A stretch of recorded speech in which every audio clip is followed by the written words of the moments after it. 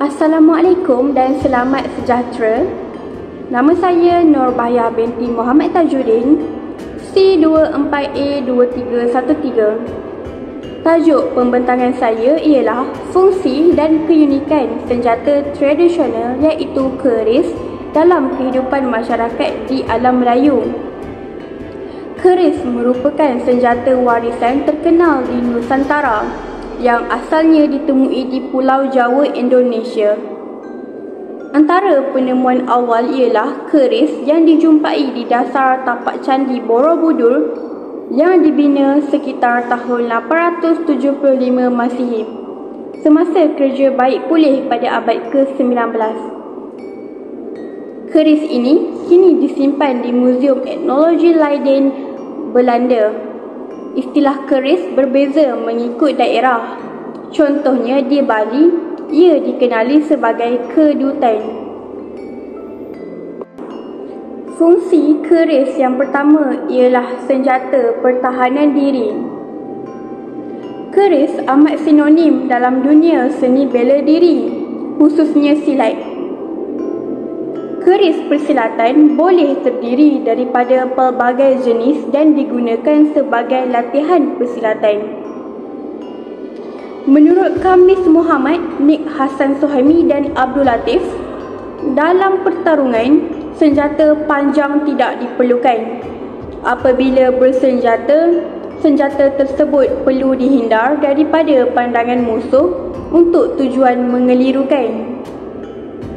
Menurut Nurul Fazlin Muhammad Asri dan Syaril Nizam Syari, walaupun falsafah keris dicipta bukan niat untuk membunuh, tetapi ia tetap senjata yang bila dihunuskan daripada sarungnya akan membawa malapetaka.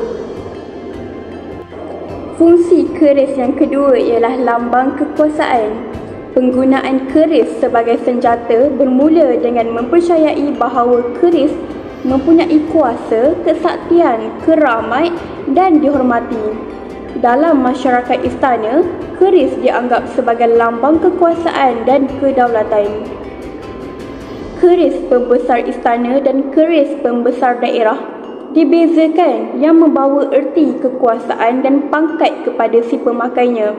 Para pembesar istana di Jawa akan memakai keris dengan sarung latrang ketika di istana dan keris dengan sarung gayaman ketika di tempat awam. Keris juga merupakan simbol kesatuan. Umumnya, rakyat tidak mengetahui bahawa keris merupakan lambang kewibawaan, kebijaksanaan dan ilmu. Orang yang memakai keris adalah orang yang berhemah, bijaksana dan berpengetahuan dalam ilmu, bukan hanya ilmu pendekar dan persilatan sahaja. Fungsi yang ketiga ialah upacara adat dan ritual. Dalam upacara perkahwinan masyarakat Melayu, keris bukan sahaja digunakan sebagai pelengkap pakaian pengantin lelaki, malah digunakan sebagai wakil pengganti kepada diri pengantin lelaki ketika ingin merisik atau meminang. Keris peribadi lelaki akan diutuskan bersama tepak sirih bagi menggantikan yang empunya diri. Pemuda itu akan menghantar sebilah keris menerusi wakil. Wakil tersebut akan membawa hajat pemuda dan bersedia dengan jumlah hantaran perkahwinan. Keris sebagai regalia kekuasaan menyaksikan penggunaannya sebagai simbol kuasa yang terdapat pada Sultan dan Raja-Raja Melayu. Pertabalan yang di Pertuan Agong dan Raja-Raja Melayu tidak akan lengkap tanpa adanya keris. Keris juga mempunyai keunikan yang tersendiri iaitu jenis keris. Berdasarkan bentuk hulu, sarung dan mata, klasifikasi bentuk dapat dibahagikan mengikut tempat atau kawasan. Keris juga dikategorikan pada 9 jenis yang utama, iaitu keris Semenanjung, keris Bugis, keris Jawa, keris Sumatera, keris Madura, keris Patani, keris Bali, keris Sajen dan keris Picik. Di bawah keris Semenanjung, terdapat beberapa jenis keris yang lain seperti keris kuasa atau hukum. Panjang keris kuasa ini ialah 17 hingga 23 inci. Biasanya jenis ini lurus dan ada juga sedikit berlok. Keris yang bermata lurus biasanya daripada jenis alang. Keris hukum digunakan untuk menjalankan hukum bunuh ke atas pesalah. Keris alang juga digunakan sebagai keris kuasa di Kelantan.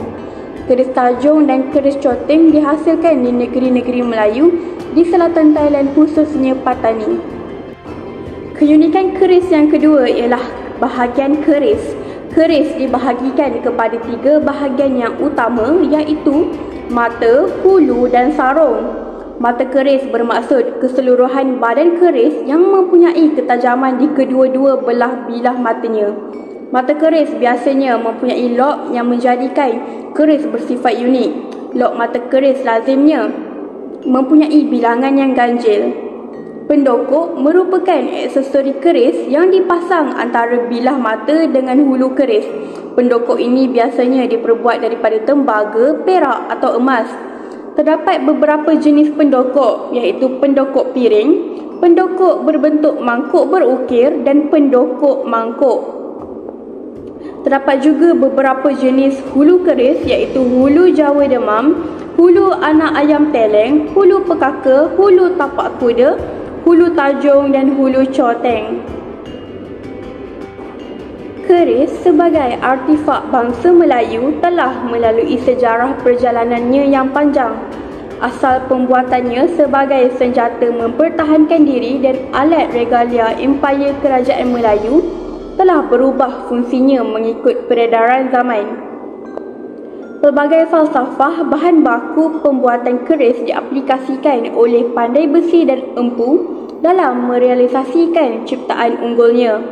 Dengan semangat keris jugalah orang Melayu bangun memperjuangkan kemerdekaan. Keris melambangkan maruah, kedaulatan dan kekuasaan Melayu. Terdapat 8 bahan ilmiah yang saya rujuk.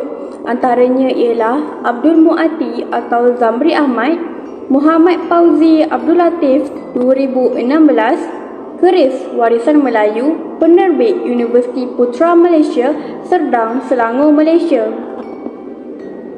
Yang kedua, Ajeng Aisyah Fitria dan Ardian Nugraha Priyatama 2025, Keris Taming Sari dan Legitimasi Kesaktian Hang Tuah, Universitas Ahmad Dahlan, Yogyakarta, Indonesia. Yang terakhir, Muhammad Zainuddin Abdullah, Muhammad Syahrim Senik 2007, Senjata Warisan Lembaga Muzium Selangor. Sekian, terima kasih.